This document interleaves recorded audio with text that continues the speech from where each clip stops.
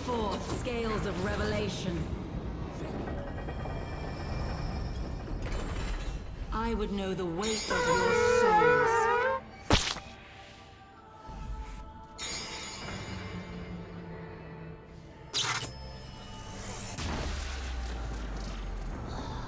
Welcome back to the Mentor Roulette grind. This time, the Wheel of Jobs decided that we play Monk on a Wednesday evening. And this set was quite extreme, you could say, even if we have a lot of guild tests again. Now, for Duty 1, we went to, oh boy, the Void. The thing with this duty is that the boss gains a damage buff as long as there is at least one flame. And every single ad drops another flame. And all ads must be slain to complete the duty, so bothering to snuff out the flames effectively wastes time. As such, I single target the boss initially until I finish spending my orbs, and after that, I would use AoE on the forms where that was possible and single target otherwise, to sort of get the best of both sides. Again, as all the mobs must be killed to finish the duty, might as well aim to get everything down at around the same time. For Duty 2, we went to Outside the A-shirt, and, well, not much to say here. As a monk, note that you only have flank positionals, so get in there. For Duty 3, we went to Shiva Extreme. Again. For our first attempt, we only really briefly discussed the sword because there's a bit of a misunderstanding. It starts with a stack marker, then an avoidable tank buster. The reason for this mix-up is almost certainly that on hard, normal, it is a tank buster. Despite that, we start the first attempt with the tanks taking turns getting one-shotted by the cleave stack. And when we get to the bow phase, half the raid goes down to that, and we promptly wipe up. So, before the second pull, I explain how to deal with each weapon, as well as explaining the icy flaw and what to do about that. So, for the run back, we have the sword first, and it is dealt with perfectly. We don't quite succeed at the circle AoEs after that, but we make it to the ad phase. The stack there isn't quite as neat, but we survive. Now, as we make our way to phase 2, I do want to mention, in case you're wondering, the reason I'm not using perfect balance much here is because at level 50, it simply isn't very good. In fact, in a vacuum, it is worse than not using it at level 50. And there simply isn't enough you can use it for to really justify making use of it, unless it is something like using it to spam Rockbreaker on a tight ad phase, which is also what I do here. I have a whole separate video that also covers these things, link in the description. In phase 2 then, the staff phase is dealt with nicely, and the tanks even seem to switch to minimize the burden of the debuffs, which is excellent. When we get to the Shiva circles, our Black Mage goes down, and the slippery floor afterwards catches one of our healers. I elect to stick behind Shiva and not risk being sniped by the bow, as the healer was going to die to that anyway. One of our tanks then promptly gets stomped out with bow auto attacks. The knockback from the bow catches exactly both healers, so off we go to try and save them. We managed to save one. The next spread markers are also handled nicely, and the follow-up ice floor actually does not manage to catch anyone. As Shiva draws to a close, our machinist goes down to the raid wides. But that was second try. Extremely well done by the team. One blind try-ish, and then adjust the mistakes, and get it done. For Duty 4, we went to P7N, Agdistis. I decided to open the fight with Lunar Solar simply because, if I don't know how long the fight will be, I'd rather front-load Phantom Rush as much as possible. The fight ends just before a perfect balance that would lead to Phantom Rush, so in hindsight, I could have used a double Lunar opener to get a bit more value. The logic of the double Lunar opener is that, well, both that at high level getting more boot and kick into burst is just nice, but also that by opening with double Lunar, you put the Solar, which is generally considered weaker, in the odd minute, but then every 2-minute burst after that, you get Phantom Rush aligned with raid buffs instead of just Riddle of Fire. The downside is mainly that if the fight ends at a specific interval in your rotation, this opener costs you a Phantom Rush that you otherwise could have had. For this fight in particular, I have 2 tips. The first one is that Spark of Life, the raid wide with a dot, can do a lot more damage than you'd expect, especially later in the fight where the boss fires them off back to back. The second tip is that for the second Forbidden Fruit, where the 3 birds spawn, there will always be a safe spot way up close to the boss, so you don't really have to think that hard on how the mechanic functions. There's a lot more things I could comment on, but our clear here didn't go very far into the fight. Quick and easy. For Duty 5, we have Next to the Sock Drawer. I believe we have a repeat from the previous guild test here. Turns out they're actively farming commendations. Their choice, of course. So good luck to them. For duty 6, we have Inside the Top Hat. Same deal again. I've mentioned before that I generally don't give commendations in guild tests. My advice for those that do want to farm commendations is to focus on duties where there is an opportunity to impress, so more players might give you commendations for that. For duty 7, we have Under the Armor! Surprise! Also, you'd of course need to pick a duty that can be completed relatively quickly, so you can get more commendation opportunities. But if you do a duty where there's genuinely nothing you can do to impress, then it is going to be very hard to get consistent commendations. For duty 8, we went to Aetherfont. Oh, it's been a while since this one. On the first boss, both the healer and black mage misunderstood the big crystals, which led to me and the tank duoing the rest of the fight. Over the course of the duty, I also noticed that the black mage seems to just let their state drop between fights, and that often also meant they were not at full MP when the next battle began. When I started to notice this, I also noticed they were often casting spells somewhat randomly in combat. I did consider explaining Umbral Soul to them, but given that there were so many other things, I decided to just leave it. I also determined that it is very likely the healer and black mage were a duo as we make our way to the final boss. So, a couple of tips for this boss then.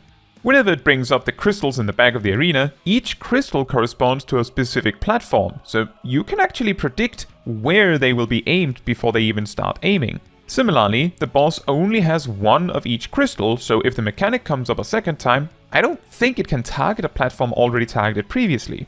When the boss gets ready to cleave the majority of the arena, if there are also tentacles raised, there will be about a quarter of one platform that will be safe. As such, if you're not responding to a specific mechanic, it can be beneficial to lean closer to the center of the arena before the mechanic comes up, so you have less of a distance to run regardless of which way the boss decides to lean. You can also just stay in one side and hope the boss picks the other half. Ultimately, it is up to you. Despite everything, we clear up the duty relatively quickly.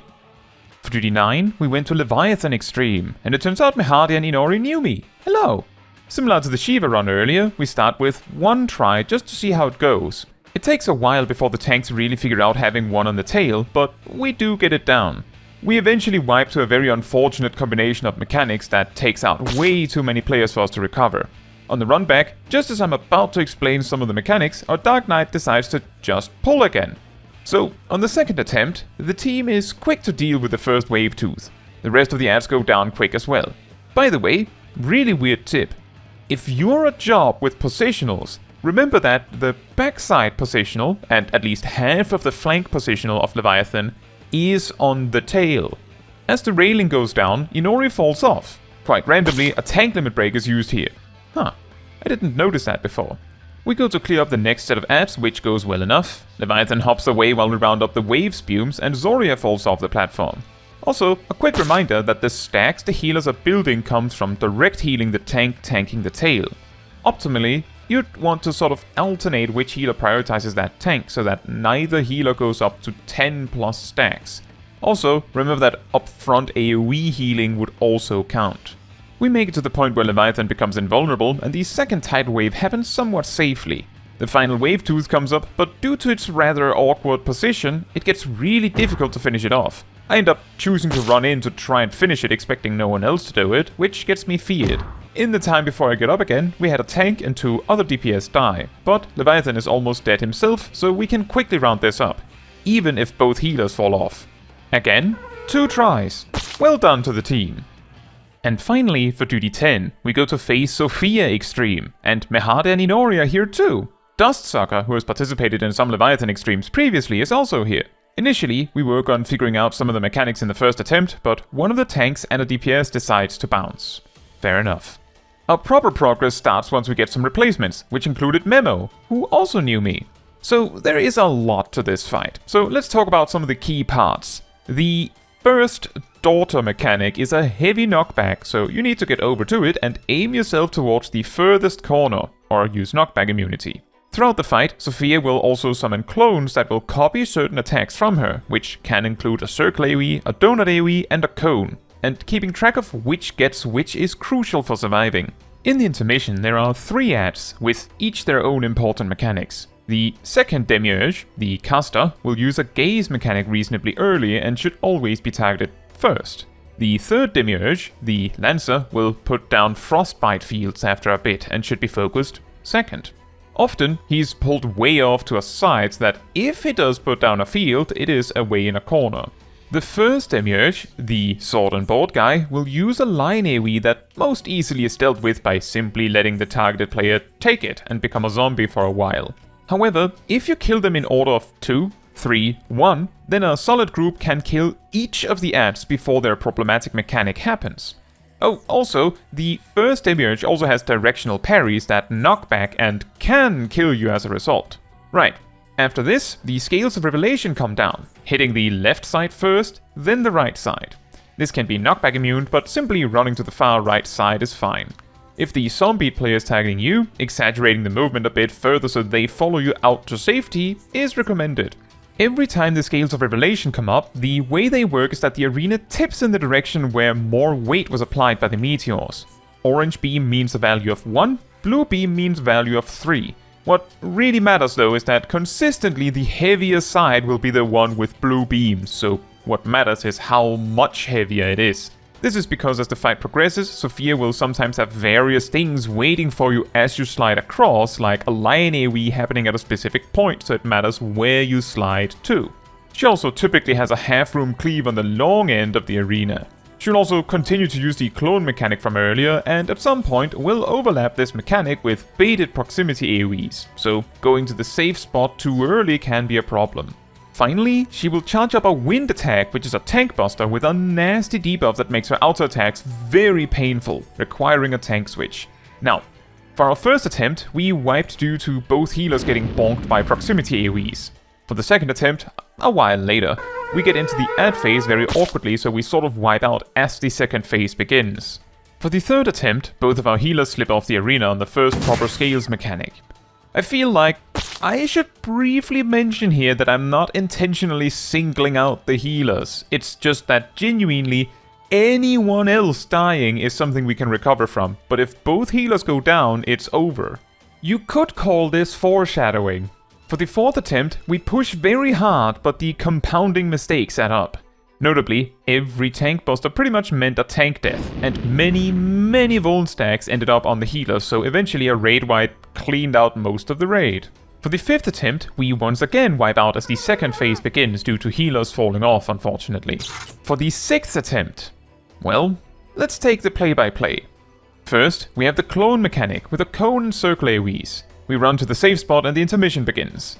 We clear out the caster before the gaze happens, we get the Lancer far down, but the frostbite field forces me to switch to the shield, which promptly gets me tossed off the arena due to disrespecting the directional parries.